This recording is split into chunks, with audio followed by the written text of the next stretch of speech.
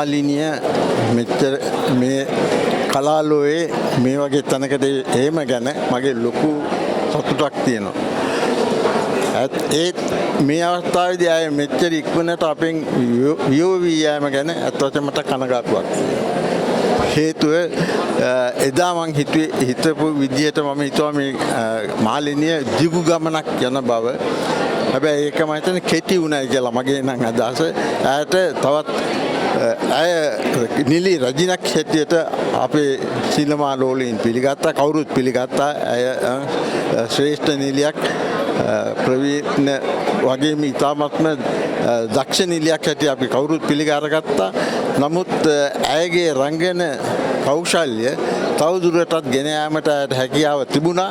අපිට ඒ දක්ෂතා නරඹන්නට පුළුවන් කමක් ලැබුණේ නැහැ. ඇය අප අතරින් ඉක්මනටම වියෝවී ගිය නිසා. නැත්තම් මම හිතන්නේ උතනින් නවතින්නේ නැහැ. ඇයගේ ඒ තිබිච්ච දක්ෂතා අනුව මම හිතන්නේ තව කාලයක් ඇයට මේ ක්ෂේත්‍රයේ සිනමා ක්ෂේත්‍රයේ රැඳී ඉන්න පුළුවන් කමක් තිබුණා.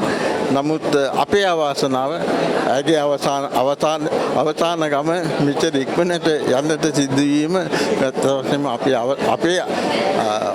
අපේ අභාග්‍යයක් හැටියට අපි සලකන්නට වෙනවා. මොකද ඒ වගේ නිලියක් ලේසියෙන් බිහි වෙන්නේ නැහැ.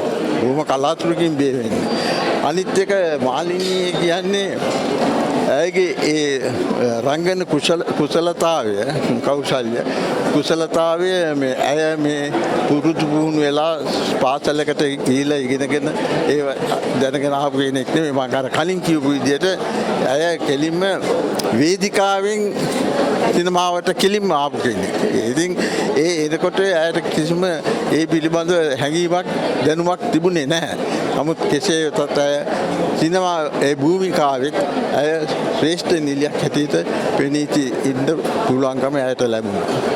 ඉතින් ඒක ඇවිල්ලා ඇයගේ උපන් කපංකම් කියලා මට කියන්නේ උපතින් ලැබිච්ච දායාදයක් මාලිනියට ඒ කෞශල්‍ය ලැබිච්ච ඇයට ලැබුණු ඒ දක්ෂතා හැම එකක්ම ලැබුණේ උපතින් කියලා. කියන්නේ නැතුව පාසලකට ගිහලා සිනමාව ගැන හදාරලා එහෙම ඉගෙනගෙන ආපු කෙනෙක් නෙමෙයි මාලිනිය. ඉතින් ඒ වගේ කෙනෙක් අපිට නැවතත් බිහි වෙයි කියන එක හිතන්නටත් අමාරුයි. බිහි වුණොත් හොඳයි. මොකද දැන් සිනමාව මේ යන ආකාරයේ හැටියට නැවතත් නැගී සිටින්නට ඕනේ කාලයක් අපේ සිංහල සිනමාව. ඒ සිංහල සිනමාව නැගී සිටීමට නම් නැවත වරක් එහෙමනම් අපිට හොඳ රංගන ශිල්පීන්, හොඳ කාර්මික ශිල්පීන් අපිට මේ රටට අවශ්‍යයි.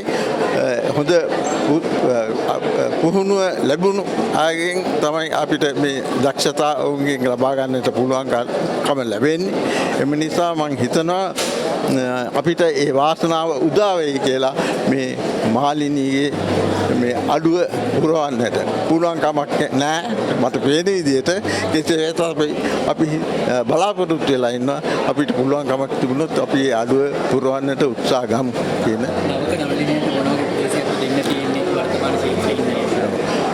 මම හිතන්නේ මං කියනවට වඩා දෙන්න පුළුවන් උපදේශය මොකක්ද කියන එක මම හිතන්නේ මාලිනියගෙන්ම එයාට ලබා ගන්නට පුළුවන්කම තිබුණා.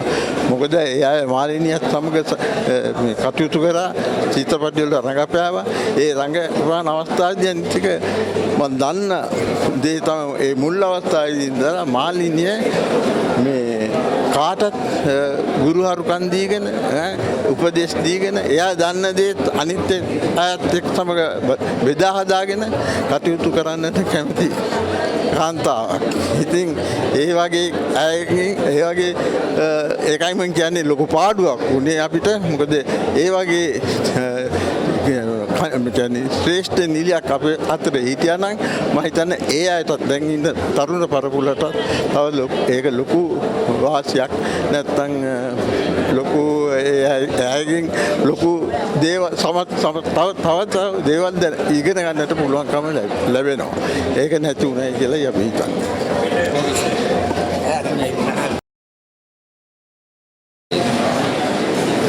අයිබෝන්න මට මම දේවින්ද කෝංගහගේ ඉතින් මේක මට අතිශය ඛේදනීය අවස්ථාවක්. මොකද මම ඇයව පොඩි කාලේ ඉඳලා දන්නවා. මොකද අපි සිනමා පවුල් වලින් එන චරිත නිසා. ඉතින් මට ඇයව පෞද්ගලිකව මම හිතන්නේ අපේ පරම්පරාවේ බොහොම සීමිත පිරිසකට ඈත් සමග වැඩ කරන්නට හම්බුනේ. මගේ පළවෙනි චිත්‍රපටය 2013 භවතරණ චිත්‍රපටයේ ඇය ප්‍රධාන චරිතයක් නිරූපණය කරනවා. ඉතින් මට තිබ්බ ලොකුම කම්පණය තමයි දෙරණ නාලිකාවෙන් ඒක මම ඊයේ අහනකොට තමයි මම දන්නේ. ඒක තමයි ඇගේ අවසාන කෘතිය කියලා. මම හිතන්නේ ඊට පස්සේ කරාද කියන එක සඳහනක් නැහැ. ඊයේ දෙරණෙන් සඳහන් වෙනකොට තමයි මම දන්නේ භවතරණ. ඉතින් පුංචි බබාගෙන් සිනමා ජීවිතය ආරම්භ කරපු ඇය භවතරණය කරලා නිම කළා කියලා එක තමයි මට දැනුනේ. ඉතින් හරි වේදනාවක් වගේම මාර අත්දැකීම් කප්පරක් ඉතුරු කරලා ඇය ගියේ අපිට. ඉතින් මට නම් ඇයත් සමග වැඩ කිරීම ජීවිතේ එක් වතාවක් ලැබෙන යාවජීව සම්මානයකට වඩා මට වටිනවා කියලා තමයි මම විශ්වාස කරන්නේ. ඉතින් ඇය වගේ අය ඉඩ පුරවන්න බෑ. එහෙම ඉඩ පිරවිල්ලක් නෑ ඒ වගේ චරිතවල. පරම්පරාවක් නිමා වෙනවයි කියන හැඟීමත් එක්ක බොහොම සංවේදීව අපි මේ මොහොත විඳ දරා ගන්නවා.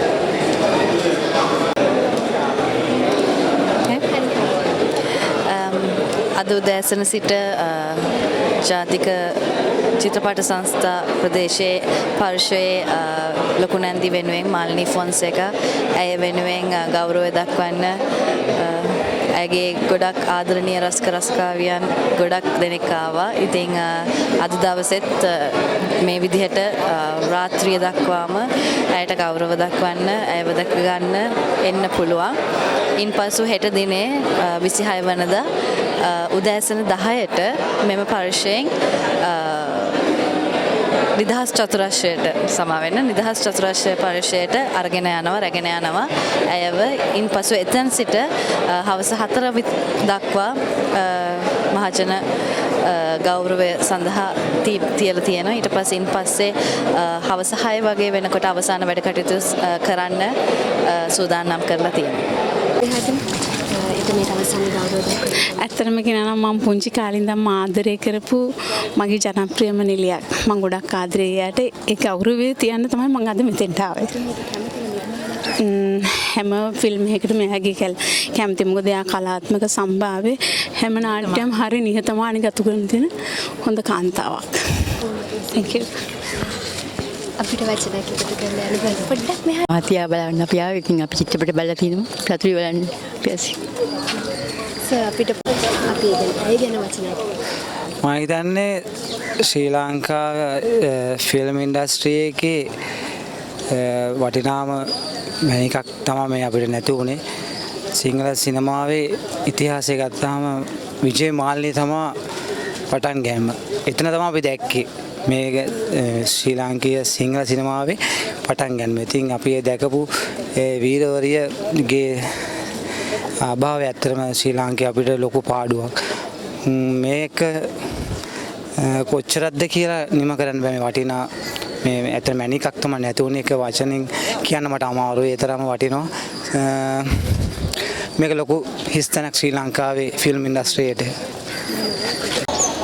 හෙළ සිනමාවේ නිලි රැජන මාලනී සෙනෙහෙලතා ෆොන්සේකා මහත්මිය ඒ දිනේදී අප අතරින් සමුගත්තා. ඇය අප අතරින් සමුගත්තත් ඇය තවමත් අප තුළම ජීවමානයි. තවත් දශක කිහිපයකට ඇය ශේෂ්ත්‍රයට ජනතාවට ජීවමානයි කියන්නට තමයි මේ සාක්ෂිය. මගේ පිටුපසින් ඔබ මේ දකින්නේ ඇයට ගෞරව දැක්වීම සඳහා පැමිණෙන ජනකායයි. කලාකරුවන් රාජ්‍ය නායකයින් මෙන්ම ඇයට ආදරය කර ඇය ඔසවා තැබූ ඇයගේම ප්‍රේක්ෂකාගාරය මෙලෙස ඇයට උත්තමාචාර දැක්වීම සඳහා ලංකාවේ සිව් කුණ ආවරණය කරමින් අද දවසේ චිත්‍රපට සංස්ථාවේ තරංගනී සිනමා ශාලාවට පැමිණෙන ආකාරය තමයි ඔබ මේ දකින්නේ. ඔවුන් හැඬු කඳුලින් ඔවුන්ගේ අදහස් අපිත් සමග බෙදාගත්තේ ඇයට තිබුණේ සෙනෙහවන්තකම, ඇයට තිබුණේ ලෙන්ගතු අවත්සයි. ඇය ශේෂ්ත්‍රයේ පමණක් නොවේ, සාමාන්‍ය සමාජය තුළත් ප්‍රේක්ෂකයාට අතිශය ආදරය කළ සාමාන්‍ය ගැහැණියක්. චරිතාංගනීලයක් ලෙස ජනතාවගේ ආදරය දිනාගත් ඇය සුවිශේෂී කලාකාරයක්. ඊට එහා ගියපු චරිතයෙන් චරිතයට වෙනස් වමින් ප්‍රේක්ෂක ආදරය දිනාගත් ඇයම ලෙස අද අප අතරින් වියෝ වුණත් ඇය තවමත් ජීවමානව අප අතර සිටිනවා කියන්නට තවත් කුමට සාක්ෂිද? ඉතින් මෙලෙස ඇයට උදෑසන සිටම එක දිගට උත්තමාචාර දැක්වීමට අවසන් ගෞරව දැක්වීමට ජනතාව පැමිණෙමින් සිටිනවා. වර්ෂාවක් පැමිණියත් ඒ වර්ෂාව නොසලකා හරිමින් ජනතාව ඇයට අවසන් ගෞරව දැක්වීමට පැමිණෙන්නේ මේ ආකාරයටයි. ඇය ලබපු ඇයට ලැබුණු ගෞරව ආදරය විදිහට අපිට ඔබත් එක්ක මෙලෙස බෙදා ගන්නට පුළුවන්. ඉතින් අද උදෑසන 10 සිට ඇයගේ දේහය විවෘත කරන්නටත් කලින් සිට පෝලින් වල සිටමින් ජනතාවට අවසන් ගෞරව දැක්වීමට පැමිණියාසේම තවමත් ඒ ජනගඟ එලෙසටම තරංගනී සිනමා ශාලාවට ඇදමින් පවතිනවා. හෙට දවසේ ඇය අප අතරින් සදහටම ඇගේ මේ නිසල දේහය පවා අප අතරින් සදහටම නික්මෙනවා. ඉතින් හෙට දවසේදී උදෑසන 10ට ඇගේ දේහය නිදහස් චතුරස්‍ර පරිශ්‍රයේ තැන්පත් කරන අතර ජනතාවට එතැන් සිට අවසන් ගරු බුහුමන් දැක්වීමේ අවස්ථාව උදා වෙනවා. ඉන් අනතුරුව හවස 6ට එතුමියගේ දේහය අවසන් වැඩ කටයුතු වෙනුවෙන් රාජ්‍ය අනුග්‍රහය යටතේ සිදු කිරීමට මේ වන විට සියලු කටයුතු සූදානම්.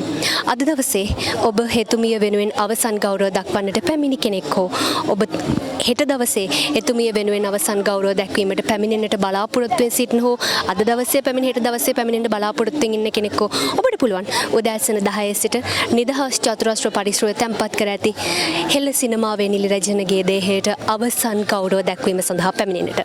ඒ දර්ශන සජීවීව ඔබ වෙත ගෙනීමට ගගන අප සූදානමින්. ඉතින් මෙතෙක් වේලා අප ඔබත් සමග මෙලෙස බෙදාගත්තේ අද උදෑසන සිටම ජාතික චිත්‍රපට සංස්ථාවේ තරංගනී සිනමා ශාලාවේ තැන්පත් කර තිබෙන මෙරට හෙළ සිනමාවේ නිලි රැජනගේ දේහයට අවසන් ගෞරව දක්වන්නට පැමිණෙන ජනතාවගේ දර්ශනයි. හෙට දවසේත් එහි සජීවී දර්ශන ඔබට සමීප කරන බලාපොරොත්තුෙන් අදට අප ඔබෙන් නික්ම යනවා. හෙළ සිනමාවේ නිලි රැජන තවත් දශක ගණනාවකට අපි තුළම ජීවමානයි. ඔබට නිවන් සුව.